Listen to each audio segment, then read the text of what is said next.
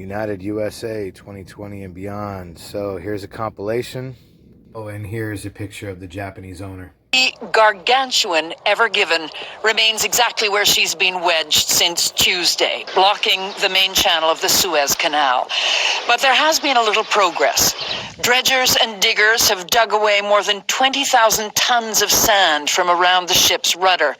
And its stern did move a little, Suez Canal Chairman Osama Rabi told journalists at a press conference. He added that there were now 321 ships waiting to enter the canal. The U.S. military have offered assistance to the Egyptians, who are currently trying to dig out around the 200,000-ton ship, the Ever Given, hoping to get it to refloat.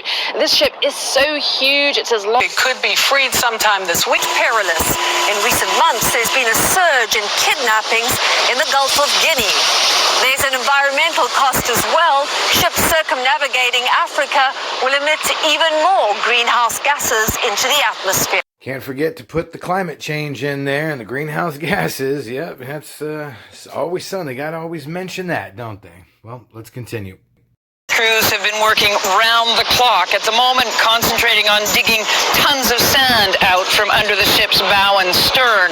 The hope is that a high tide will eventually lift the Ever Given free. Single canal, and in the north there are dual canals or two canals. And the Evergreen is stuck in the south and not the north. In the north, this would never have been a problem, since there are two canals. We need to understand that the vessel is 400 meters long and goes as deep as 15 meters or 45 feet. Also, the total weight of the vessel is 200,000 tons. That is the same as 200,000 cars. When floating, a tug vessel can easily move the vessel around, but the vessel is not floating anymore. It's landed on the beach. In the picture, we see that the nose of the vessel has hit land. What is difficult to see is that the nose is just the tip of the iceberg. Since the vessel may go as deep as 15 meters, it is very likely that the vessel at this point is about 15 meters embedded into the seabed. Since the vessel is now on the sand, it has become a frictional problem to move the vessel. This is the same as when we are dragging a box on the table. Part of the vessel is now resting on the sand. If we assume that it's around 1/3 of the vessel weight that is resting on the sand, then the frictional force required to move the vessel is around 50% of the weight resting on sand. That is 50% of 1/3 of 200,000 tons. That is 33,000 tons. So 33,000 tons will be required to pull to move the vessel away from the sand. The vessel Far Samson is likely the vessel in the world with the highest pull capacity, or bollard pull. It has a capacity to pull 400. The Far Samson is the only one of its kind in the world. A second option is to dig underneath the vessel. So if the vessel is 15 meters below the sea level, then from land an excavator must likely need to stand 30 meters from the vessel, reaching 15 meters deep.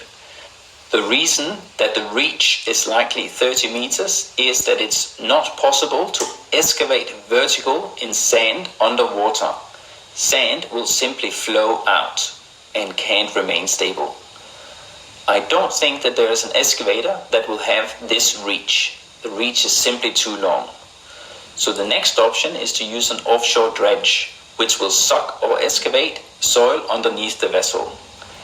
These types of vessels, dredging vessels, are mostly designed to excavate underneath the vessel and not horizontally in front of the vessel. Therefore, these types of vessels are not built to face this challenge.